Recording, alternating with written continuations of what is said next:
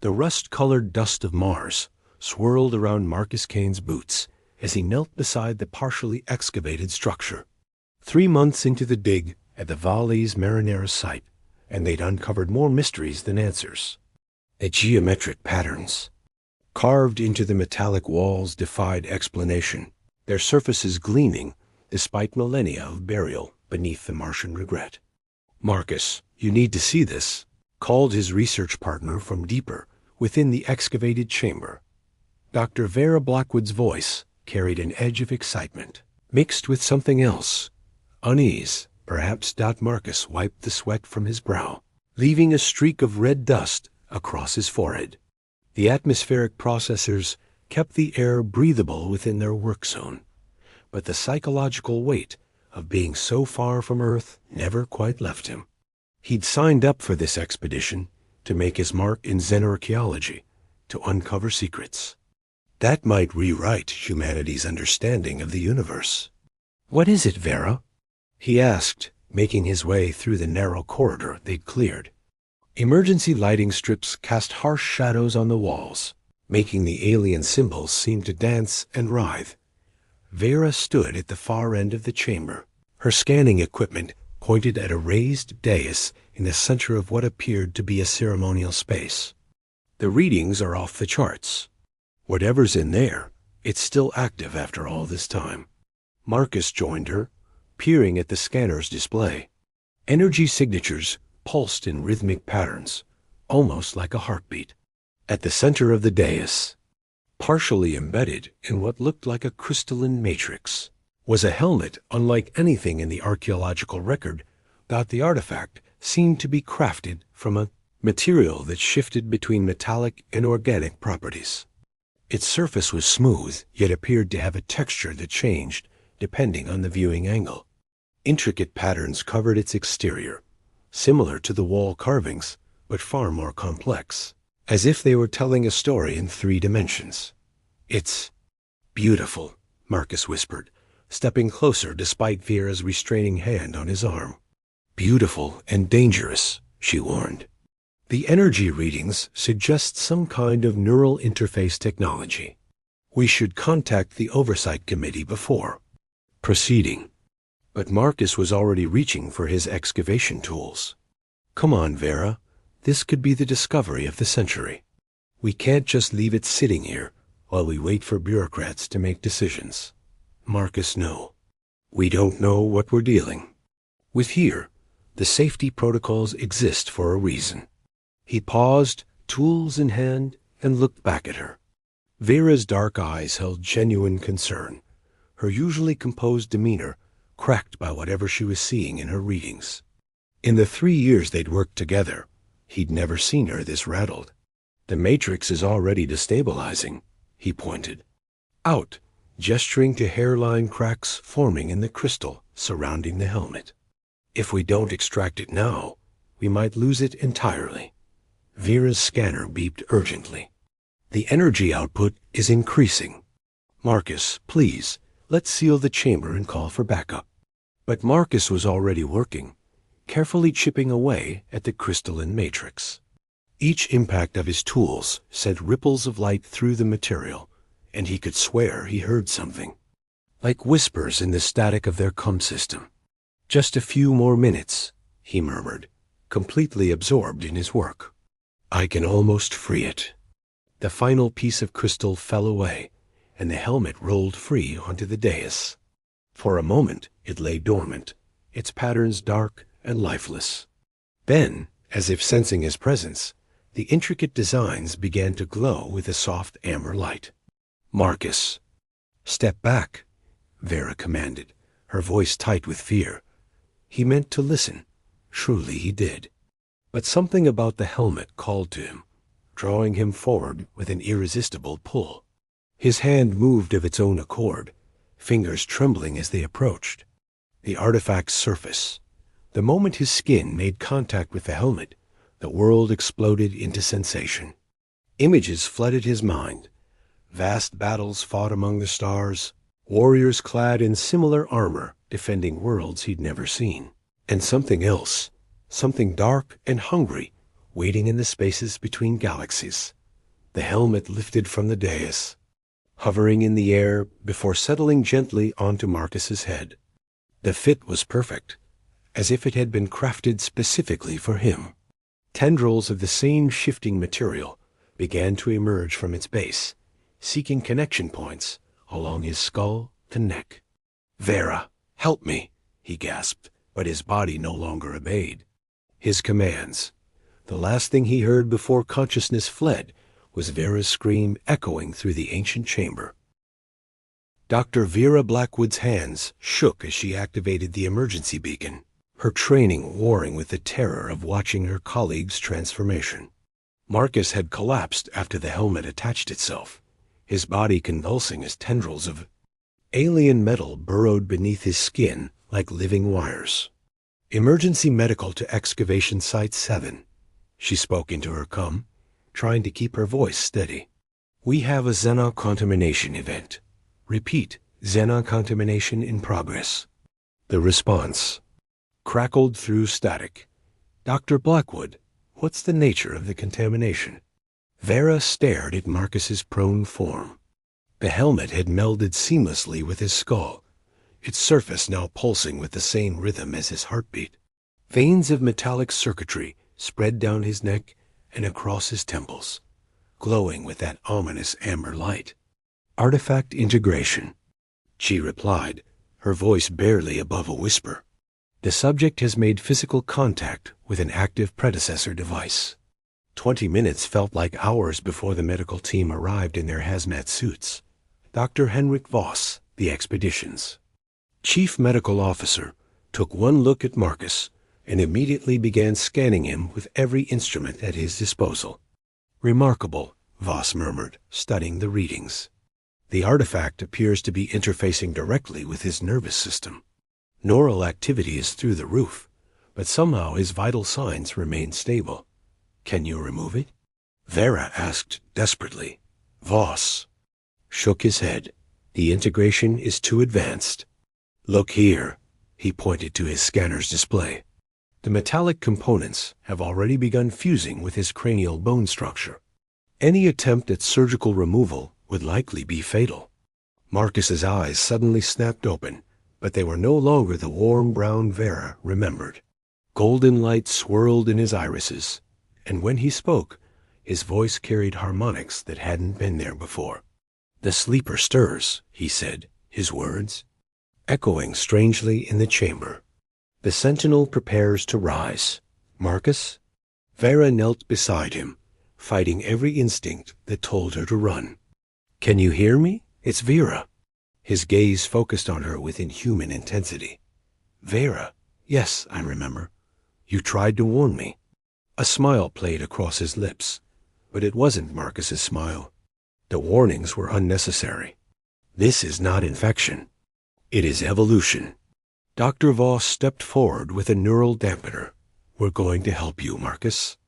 This device should interrupt the artifact's influence." The moment the dampener touched Marcus's skin, it sparked and died. The metallic veins in his neck flared brighter, and he sat up with fluid grace that seemed to defy the laws of physics. "Your primitive technology cannot affect what I have become," Marcus said, standing without effort despite having been unconscious moments before. "The Crimson Sentinel awakens, and with it, purpose returns to this empty shell of flesh." Vera backed away as Marcus turned to study the chamber walls. He raised his hand, and the alien symbols began to glow in response, revealing hidden layers of text that spiraled across every surface. "Fascinating," he murmured, his voice carrying both Marcus's inflection and something far older. They left a complete record. The war, the enemy, the reason for the vigil. His golden eyes fixed on Vera again. "Do you wish to know why your species will soon face extinction?" "Fight it, Marcus," Vera pleaded. "I know you're still in there. Somewhere." For a moment, something flickered in those alien eyes, a flash of the man she'd worked beside for 3 years. "Vera," he whispered, his voice almost normal. "I can feel it changing me. There are memories that aren't mine, knowledge of things that happened before Earth was even formed. It's showing me the truth about what's coming. The moment of clarity passed, and the entity wearing Marcus's face smiled coldly. The integration proceeds faster than anticipated. Soon, there will be no distinction between the sentinel and the host. Dr. Voss signaled to his team to prepare tranquilizers, but Marcus moved with inhuman speed, crossing the chamber in a single bound. His hand closed around Voss's wrist with mechanical precision. "Do not interfere with the awakening process," he commanded, his grip leaving visible marks on the doctor's arm. "The enemy approaches, and humanity requires a guardian, whether it wishes one or not." Vera watched in horror as her friend, or what had been her friend, released the terrified doctor and walked calmly toward the chamber entrance. The patterns on the walls pulsed brighter with each step he took, as if the entire structure was responding to his presence. "Where are you going?" she called after him. Marcus paused at the threshold, turning back with that unsettling smile. "2. Prepare. The Crimson Sentinel must gather strength before the true war begins." And Vera? His golden eyes bored into hers. "When the darkness comes, remember that I tried to save you all." As he disappeared into the Martian twilight, Vera realized with growing dread that their archaeological discovery had unleashed something that was never meant to wake. And somewhere in the back of her mind, a terrible certainty took root. Marcus was no longer fighting the helmet's influence. He was embracing it. Captain Juno Reeves had seen her share of emergencies during 15 years, commanding the Phobos Research Station, but nothing had prepared her for this. The secure holding bay's reinforced walls bore deep gouges from superhuman strength. The air recyclers worked overtime to clear the metallic scent that seemed to follow their unwilling guest. "Status report," she demanded, entering the observation deck overlooking the containment cell. Dr. Tomoko Sato, the station's lead psychologist, looked up from her tablet with exhausted eyes. "Subject shows continued integration with the artifact. The helmet has now extended root-like structures throughout his entire nervous system. Brain scans reveal activity patterns unlike anything in medical literature." Through the reinforced transparent aluminum, Juno watched the man who had once been Marcus Kane pace his cell with predatory grace. The transformation had accelerated. During the 3 days since his arrival, metallic veins now covered half his body in intricate patterns, and his movements carried an otherworldly fluidity that made her skin crawl. "Has he communicated at all?" Juno asked. "Constantly," Dr. Sato replied, pulling up audio files. "But he switches between Marcus Kane's personality and something else, something that claims to be thousands of years old. Listen to this." Marcus's voice filled the observation deck, but the tone carried alien harmonics. "The Crimson Sentinel stands vigil against the void touched. Your species lacks the strength to face what comes. Integration is mercy. Then, heartbreakingly human. Juno, please, you have to help me. I can feel myself disappearing. It's taking everything I am and replacing it with something else. Don't let it win." The recording ended, leaving uncomfortable silence in its wake.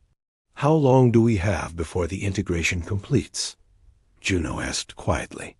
"Unknown, but the artifacts. Energy output increases hourly. Whatever it's building toward, we're running out of time."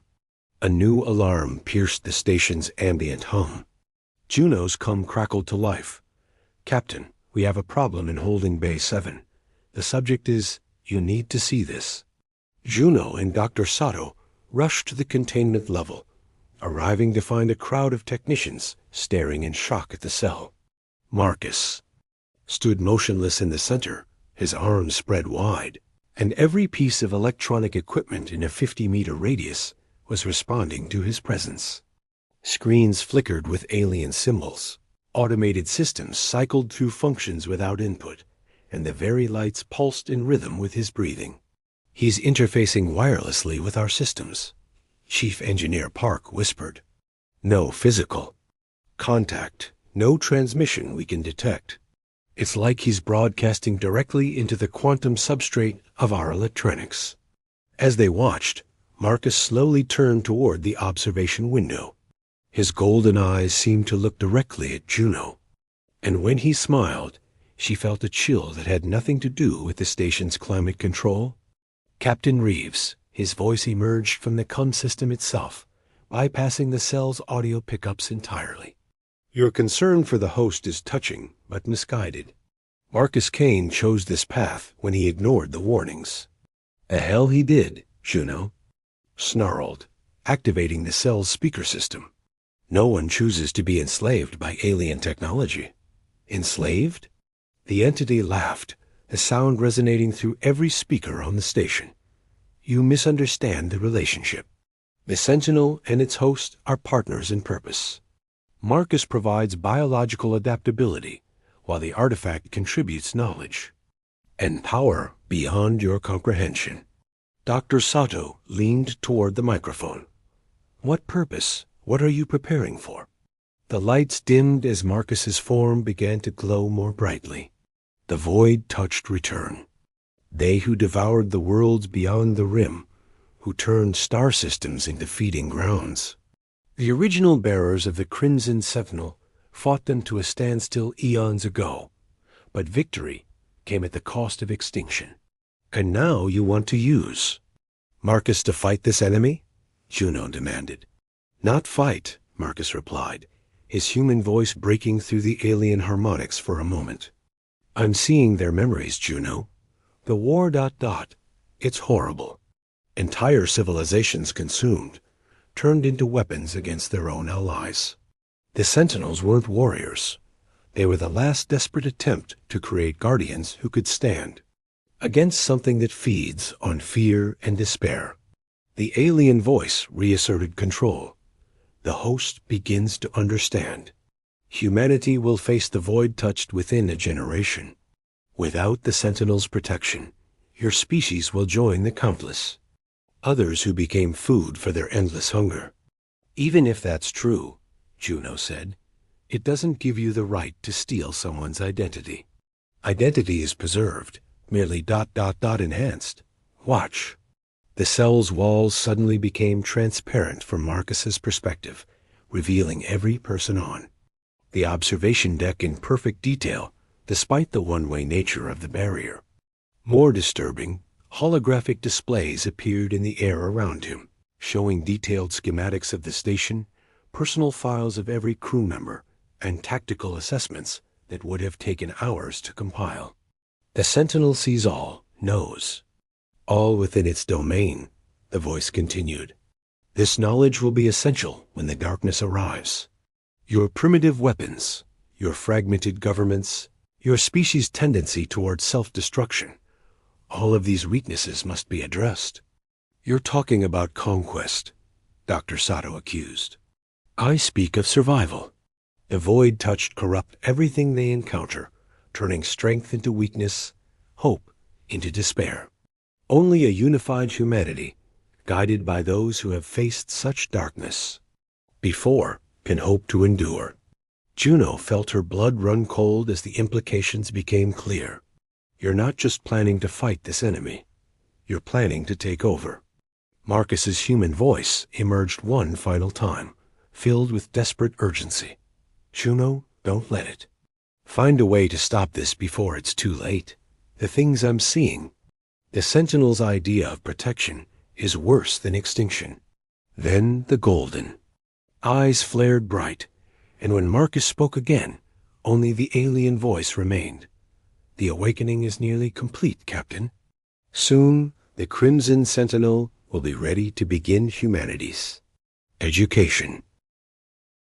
Finn Corvus had built his reputation on finding things that didn't want to be found, and the rumors about Phobos Research Station had drawn him like a moth to flame. His modified stealth ship, the Shadowhawk, drifted silently through the asteroid. Fields surrounding Mars, passive sensors drinking in every electromagnetic signature from the station. Well, well, he murmured to himself.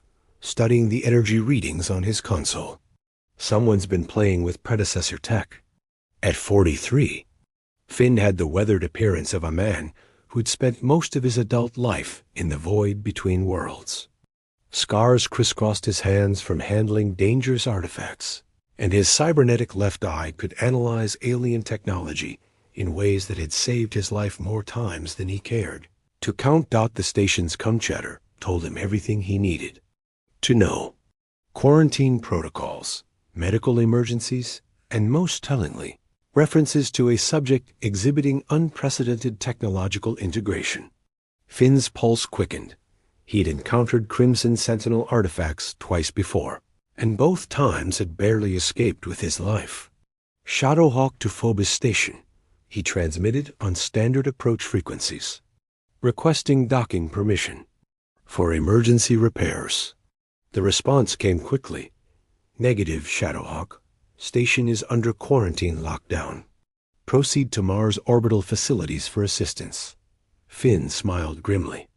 Quarantine meant they were scared, which meant they didn't understand what they were dealing with. Perfect. Phobos Station, I'm showing critical life support failures. Request humanitarian docking under salvage protocols. A longer pause this time, then, stand by, Shadowhawk. While they debated, Finn activated his ship's stealth systems and began a careful approach to the station's maintenance base. His cybernetic eye highlighted structural weak points and sensor blind spots, accumulated over years of studying similar facilities. 20 minutes later, he was aboard, his presence masked by electronic countermeasures built into his modified environment suit.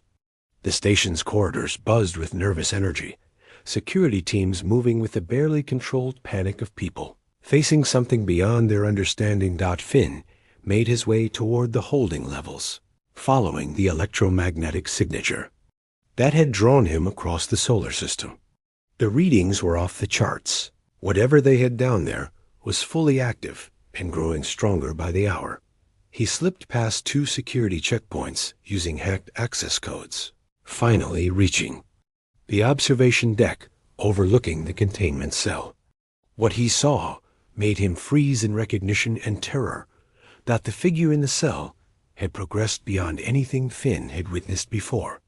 Marcus Kine, if any part of him still existed, had become something between human and machine metallic tracery, covering most of his body in patterns that hurt to look at directly. But it was the eyes that confirmed Finn's worst fears. Golden lights swirled in inhuman spirals, carrying the unmistakable signature of a fully awakened Crimson Sentinel. Fascinating, a voice said behind him. Another seeker arrives.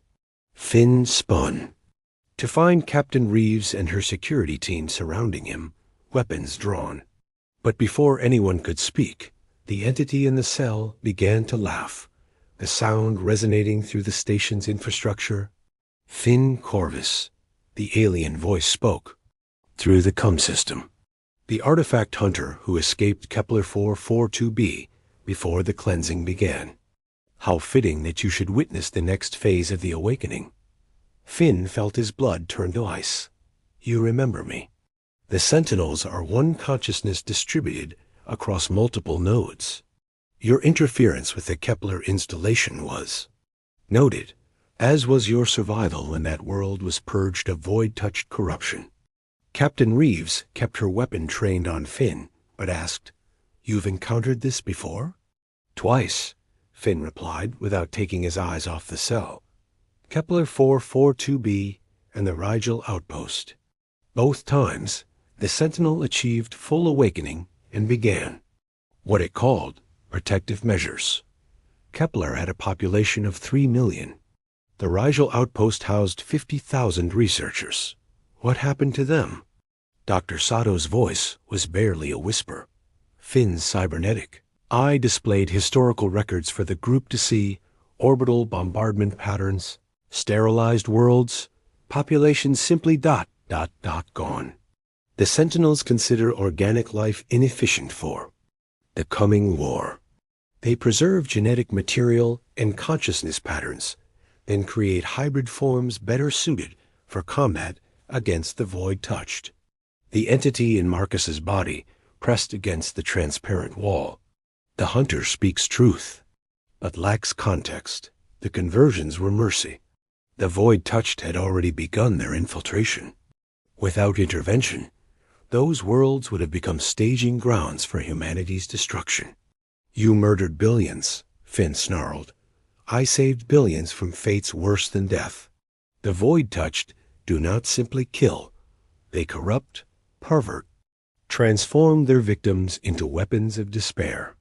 The Sentinel offers clean transcendence. Captain Reeves looked between Finn and the cell. How do we stop it? Finn pulled a device from his pack, a quantum disruptor calibrated specifically for predecessor technology. This might work, but only if the integration isn't complete. Once the Sentinel achieves full awakening... He gestured helplessly at the displays, showing historical devastation. The device will not function, the entity said calmly. Integration.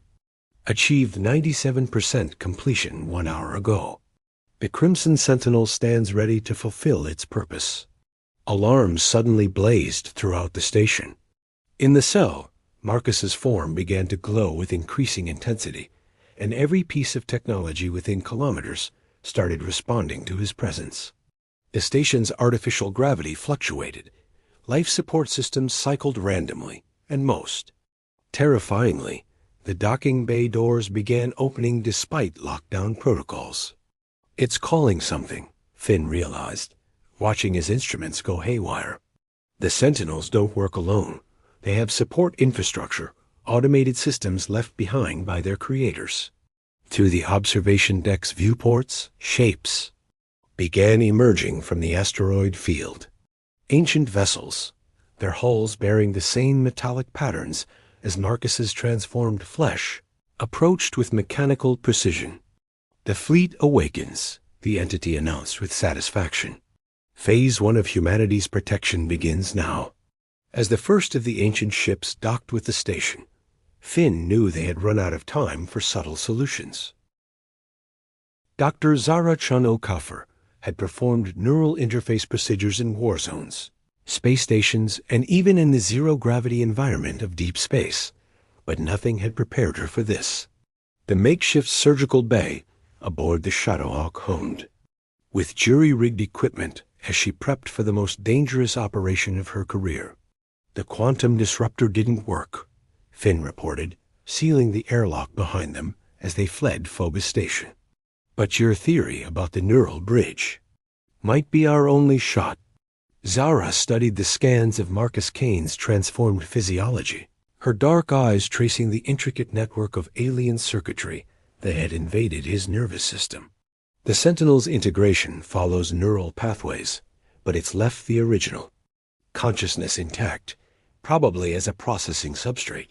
If I can create a feedback loop at the integration points... You could kill him, Captain Reeves interrupted. She'd insisted on joining the escape, bringing with her Dr. Sato and 3 of her security team. Or worse, you could set that thing completely free.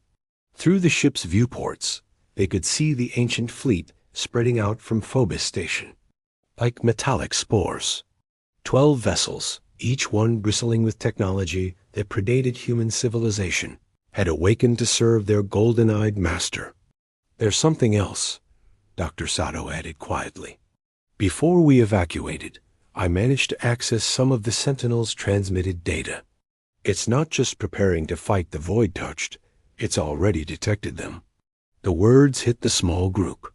Like a physical blow, Zara's hands stilled on her instruments. What do you mean? Long-range sensors throughout the outer system have been picking up anomalous readings for months. Ships that don't match any known configuration. Energy signatures that seem to twist space around them. The Sentinel claims the void touched. Advance fleet arrived 6 months ago and has been systematically infiltrating human colonies. Finn cursed under his breath. That's why it's moving so fast. The Sentinels always claimed to be protectors, but they define protection very differently than we do. A new voice filled the ship's comm system. Marcus Kane, or what he'd become, somehow reaching them across the void. Dr. Chun Okafor, your reputation precedes you. The finest neural interface specialist in human space, attempting the impossible. To save one man. Marcus? Zara spoke toward the cum pickup. Are you still in there? Fragments remain, came the reply, the voice shifting between human emotion and alien detachment. Enough to understand what you're planning. The neural feedback technique, elegant, but ultimately futile. The integration has progressed beyond surgical intervention. Let me try, Zara pleaded. If any part of you is still fighting, I can. Amplify that resistance. A sound that might have been laughter echoed through the ship. You misunderstand the relationship between host and sentinel. There is no resistance because there is no conflict. Marcus Kane chose this path the moment. He touched the artifact. His consciousness guides the sentinel's decisions, while the artifact provides the knowledge and power necessary for humanity's survival. Captain Reeves stepped forward. Show us these void-touched you claim to be fighting. Observe. The ships. Displays activated without input from the crew, showing sensor data from across the solar system. At first, the readings seemed normal. Shipping lanes, mining operations, colony worlds continuing their daily routines. Then Zara noticed the anomalies. Ships appearing and disappearing from sensors without using known FTL technology. Energy. Patterns that seemed to bend light around them. And most disturbing, communication blackouts from 3 outer system colonies that had gone dark over the past month. The infiltration has begun, the entity continued. Void-touched scouts have been studying your species, learning your weaknesses, preparing for the harvest. Without the Sentinel's intervention, humanity has perhaps 18 months before complete subjugation. Even if that's true, Finn argued, your methods are monstrous. Forced transformation, genetic manipulation, turning people into weapons. That's not protection. That's conquest. The alternative is extinction or worse, corruption into instruments of despair that feed the void-touched hunger. The Sentinel offers transcendence. Zara made her decision, activating her neural interface equipment. I'm going to try the feedback procedure. If Marcus is still conscious in there, I can strengthen his neural patterns and possibly disrupt the artifact's control. Dr. Chun Okafor. Wait, Dr. Sato warned. If you're wrong, you could give that thing direct access to your mind. And if I'm right, I might save not just Marcus, but humanity itself. Zara began the complex process of establishing a long-range neural link. Her equipment pushed far beyond safe parameters. Everyone needs to understand the Sentinel isn't evil. It's doing exactly what it was designed to do. But its creators faced a different enemy in a different time.